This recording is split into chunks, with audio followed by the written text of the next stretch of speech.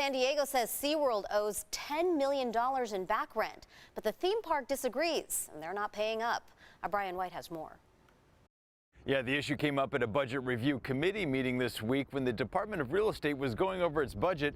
The council president had some choice words. I just want it to be known that it is entirely unacceptable, and SeaWorld should be ashamed of themselves for holding on to $10 million of the city's money while communities are struggling, while we're making very difficult budget decisions. Council President Elo-Rivera sounding off from the dais Thursday as he learned SeaWorld still hasn't paid up. I want that money now. I want it yesterday. I want it with interest.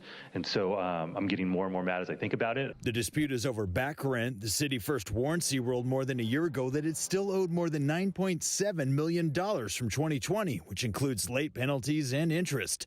Since then, a formal audit was completed by the city treasurer confirming what they say SeaWorld owes. They should be embarrassed, and I don't think that this should be a negotiation. They owe us $10 million, and I want that money.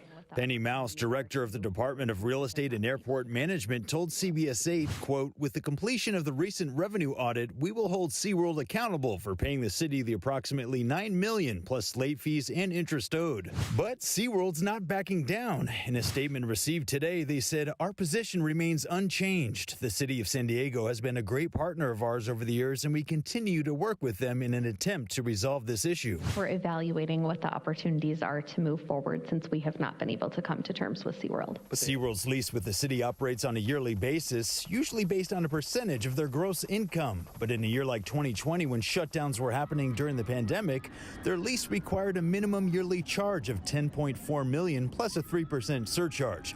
The audit showed that only $2.2 million had been paid for that year. We've got community asking for some really important investments. I don't think it's right for a multi-billion-dollar corporation to be holding out when they owe us money. For fiscal year 2022, SeaWorld hosted nearly 22 million guests at its 3 theme parks across the country, generating $1.7 billion in revenue, with a net profit of more than $290 million. I hope they pay us their money with interest. This is super simple. They owe us money. They should have paid it to us. In San Diego, Brian White, CBS 8.